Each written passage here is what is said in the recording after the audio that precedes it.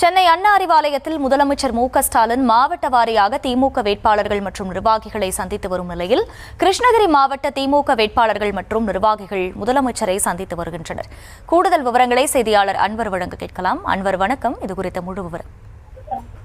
சென்னை அண்ணா அறிவாலயத்தில் திமுக தலைவரும் முதலமைச்சருமான மு.க.ஸ்டாலின் தொடர்ந்து சட்டப்பேரவை தேர்தல் நடந்து முடிந்த நிலையில் தொடர்ந்து பல்வேறு மாவட்டங்களைச் சேர்ந்த வேட்பாளர்கள் மற்றும் திமுக முக்கிய நிர்வாகிகள் மாவட்ட செயலாளர்களை சந்தித்து தேர்தல் கள நிலவரங்கள் மற்றும் மே 4ஆம் தேதி, அதாவது வருகிற திங்கட்கிழமை வாக்கு முடிவுகள், அதாவது தேர்தல் முடிவுகள் வெளியாக உள்ள நிலையில எவ்வாறு செயல்பட வேண்டும், எவ்வாறு விழிப்புடன் இருக்க வேண்டும், பாக முகவர்கள் என்னென்ன செயல்பாடுகள் செய்ய வேண்டும் என மாவட்ட செயலாளர்களுக்கும் மற்றும் வேட்பாளர்களுக்கும் முதலமைச்சர் அறிவுரை வழங்கி வருகிறார்.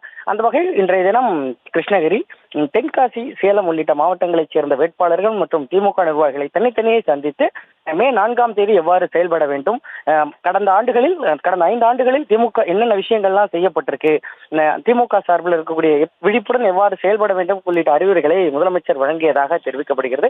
அதே சமயம் இன்று காலை முதலமைச்சர் அவர்கள் மீண்டும் திமுக ஆட்சிதான் அமையும் என உறுதிப்பட நம்பிக்கை அளிக்கும் விதமாக தொண்டர்களிடம் பேசியிருந்தார். அந்த வகையில் தற்பொழுது சென்னை அண்ணா அறிவாலயத்தில் திமுக தலைவரும் முதலமைச்சருமான மு.க.ஸ்டாலின் தற்பொழுது கிருஷ்ணகிரி, தென்காசி, சேலம் உள்ளிட்ட திமுக வேட்பாளர்கள் மற்றும் நிர்வாகிகளை நேரில் சந்தித்து தனித்தனியே நடந்து முடிந்த தேர்தல்கள் குறித்தும் மற்றும் மே 4ஆம் தேதி வாக்கு எண்ணும் மையத்தில் என்னென்ன விஷயங்கள்லாம் பின்பற்ற வேண்டும், அதாவது வன்முறைகளுக்கு வித்தரக்கூடாது, அமைதி காக்க வேண்டும் உள்ளிட்ட பல்வேறு அறிவுரைகளையும் முதலமைச்சர் வழங்கியதாக தெரிவிக்கப்படுகிறது. அந்த வகையில் தற்பொழுது தொடர்ந்து பல்வேறு மாவட்டத்தைச் சேர்ந்த வேட்பாளர்கள் மற்றும் நிர்வாகிகளை சந்தித்து முதலமைச்சர் ஆலோசனை மேற்கொண்டு வருகிறார்.